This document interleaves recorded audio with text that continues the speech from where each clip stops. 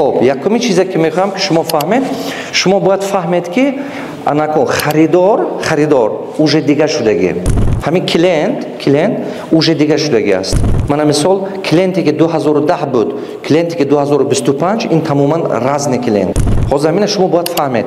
ممکن که даже شما پریگماخر دارید، ممکن استоматология دارید، ممکن که شما مغازین لباسا دارید، ممکن که شما مروژه میفروشید. فرق نظر چی میفروشید، فرق نظر نه که اون خریدار شما میدونید چیزش دیگه شدگی، وиборش دیگه شدگی، انتخابش دیگه شده. حسابی چی انتخاب کلینت دیگه شد. چی نگاه کنید، پیشتر چه خیلی بود، همه خریدار اینفورماسیون کم داشت.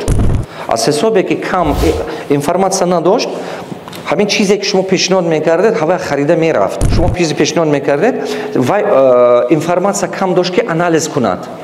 بسیار خریدارا از حسابی که اینفورماسیون نداشت، اینترنت نبود، تکنولوژی نمیفهمید، کلینتا همین کارا نمیکرد. همین چیزی که شما میگفتید هوا قبول میکرد و روی هوای کار کردن میگرفت.